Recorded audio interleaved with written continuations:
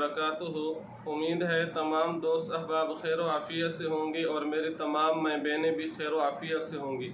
رب تعالی آپ کو، آپ جہاں کہیں بھی ہیں، رب تعالی آپ کو خوش و خرم رکھے، ہر قسم کے مصائب اور پریشانیوں سے آپ کی حفاظت فرمائے، آمین۔ آج آپ حضرات کی خدمت میں جو وظیفہ لے کر حاضر ہوا ہوں وہ وظیفہ ہے نرینہ اولاد کے لیے۔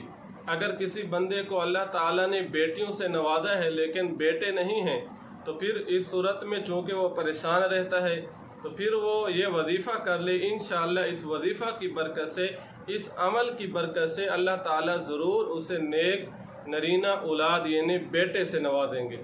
لیکن جب بھی ہم اللہ تعالیٰ سے اولاد کریں اپنی بیٹوں کے لیے، بیٹیوں کے لیے،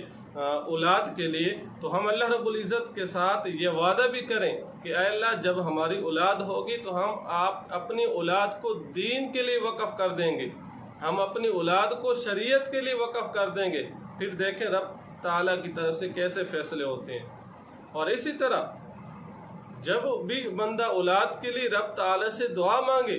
تو یہ دعا کرے اے اللہ مجھے نیک نرینہ اولاد بھی عطا فرما، اولاد فرما بردار بھی ہو اور صحت مند بھی ہو۔ اللہ نہ کرے مانگنے کی وجہ سے اللہ اولاد دے دے لیکن وہ عیب زدہ ہو تو آپ کے لیے ہمیشہ کے لیے وہ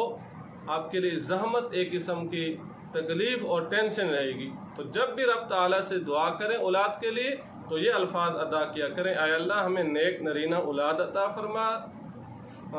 فرما دے، اور ساتھ ساتھ وہ اولاد جو شریعت کی بھی پابند ہو اور صحت مند اور ایمان والی ہو۔ تو وہ وظیفہ جس کے کرنے سے اللہ تعالیٰ آپ کو نیک نرینہ اولاد عطا فرمائیں گے وہ کوئی لمبا چوڑا نہیں ہے بلکہ مختصر سا وظیفہ ہے،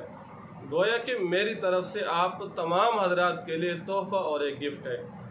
تو آپ نے ہر نماز کے بعد 7 مرتبہ یا حمیدو پڑھنا ہے، 7 مرتبہ یا حمیدو، یہ پڑھ کر آپ اللہ تعالیٰ سے دعا کریں، انشاءاللہ رب تعالیٰ آپ کے ساتھ کرم